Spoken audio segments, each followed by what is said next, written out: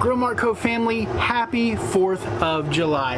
And as you can see, we are out here on the lake. We've got our Traeger fired up and we are cooking a brisket flat today. Now we're just feeding a small crowd. We're not feeding a lot, but we're rocking the Team Cosmo merch. We're gonna be using that Cosmo Q rub and we're gonna be making this thing come out beautiful. Let's get started. There we go. That's pretty good. Brisket flats are really easy and still pack a punch with flavor. We're gonna be packing more of that punch with these Cosmo Q rubs. We're gonna be putting on some SPG as a base, and then we're gonna be topping it off with some Texas beef. This is gonna create a beautiful bark.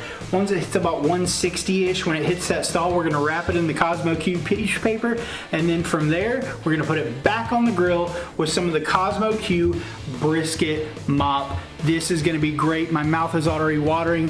Let's get started. Now I've got this great cut of meat that it's frozen, well, partially frozen, partially thawed. It's already been trimmed and I got it at a local butcher shop down in Spartanburg. And all we're gonna do is cover it with 2 rubs and slap it on the Traeger. Now when you are putting this SPG or any rub that you're using, you wanna cover it liberally with your base rub. Okay, you want to get that good flavor, but you want to create a great bark as well. So we're going to be covering this liberally, and we're going to pack it in, and then we're going to put some of that Texas beef on.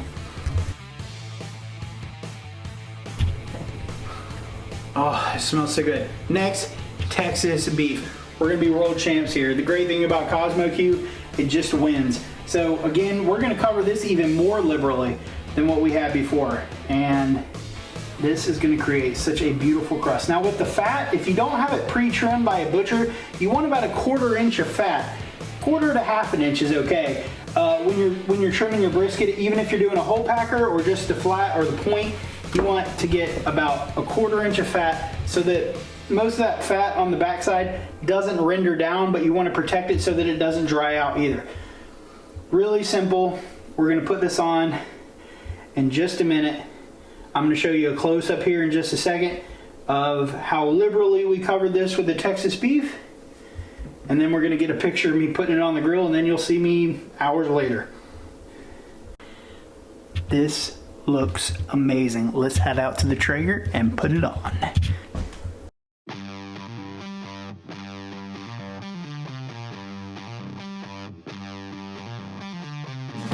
Perfect. Now, come here, come close. We got this, see it?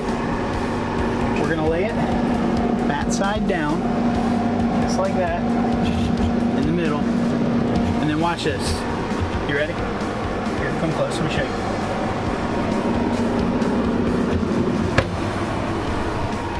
That's it. Now we're gonna wait. We'll see you in a few hours when we hit the stall.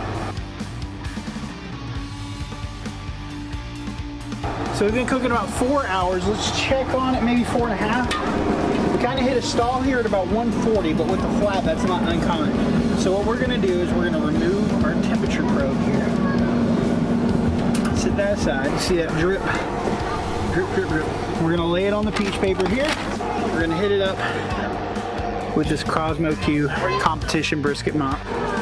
Just pour it on top. All right. Just like this.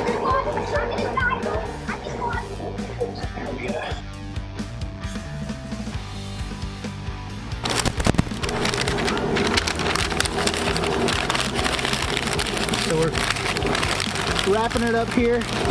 Look at this right here. You see this? What it says? It just wins. So we're gonna take this, throw it back on the smoker, and we're gonna bring this up to temperature 202, 203, somewhere around there. Then we'll let it rest for about an hour. You wanna say my barbecue is better than your dad's barbecue? Okay. My dad's barbecue is better than your barbecue. That's not what I told you to say.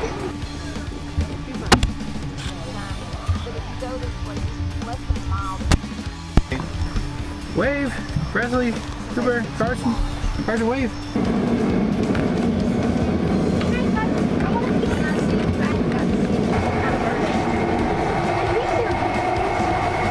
I come up close.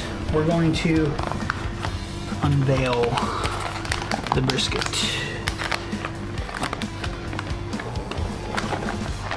So those beautiful juices.